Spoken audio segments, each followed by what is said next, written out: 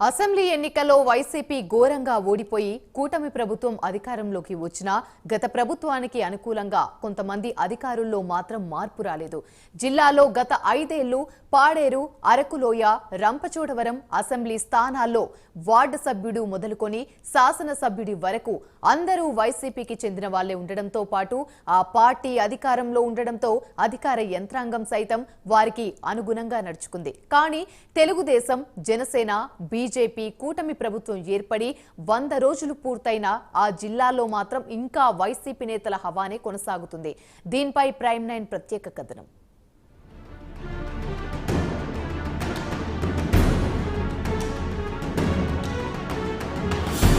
పాడేరు, అరకులోయ MLA వైసీపీకి చెందిన వారు కావడంతో ఆ జిల్లాలో వారి హవానే నడుస్తోంది. కూటమి పార్టీల నుంచి ఒక్క నామినేటెడ్ పోస్ట్ కూడా ఇంకా ఎవ్వరికి ఇవ్వలేదు.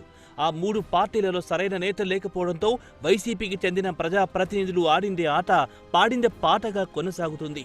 ఇటీవల పాడేరు ఎమ్మెల్యే విశ్వేశ్వర రాజు సిఫార్సులను స్థానిక గిరిజన సంక్షేమ విద్యాశాఖ డిప్యూటీ డైరెక్టర్ కొండలరావు పట్టించుకోలేదు. ఎమ్మెల్యే చెప్పిన ఏ పనిని కొండలరావు చేయడం లేదు. దీంతో ఆగ్రహించిన ఎమ్మెల్యే డీడీకి వ్యతిరేకంగా ఐటీడీఏ కార్యాలయం ముందు ధర్నా చేస్తానని ఎమ్మెల్యే గతంలో బెదిరించారు. కొండలరావుపై కలెక్టర్కు ఫిర్యాదు చేశారు ఎమ్మెల్యే. వైసీపీ ఎమ్మెల్యే ఇచ్చిన ఫిర్యాదుపై ఎటువంటి పరిశీలన జరపకుండానే కలెక్టర్ దినేష్ కుమార్ డీడబ్ల్యూడీడీ కొండలరావుపై బదిలీ వేటు వేశారు. కొండలరావును రంపచోడవరం బదిలీ చేశారు.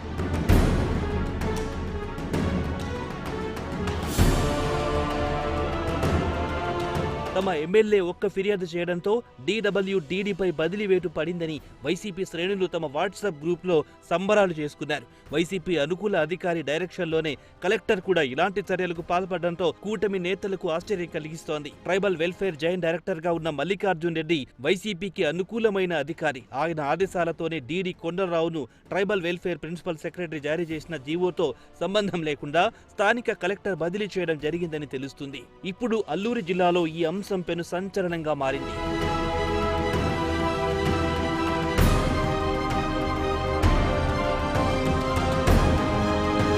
మరోవైపు బదిలీ అయిన కొండలరావును ఐటీడీఏ పీఓ రిలీవ్ చేయకపోవడంతో ఆయన పరిస్థితి త్రిశంకు స్వర్గంలో పడినట్టయింది. అధికారుల మధ్య సమన్వయ లోపం కారణంగా అంతంత మాత్రంగా ఉన్న గిరిజన అభివృద్ధి మరింత దిగజారుతుందని ఆరోపణలు వస్తున్నాయి.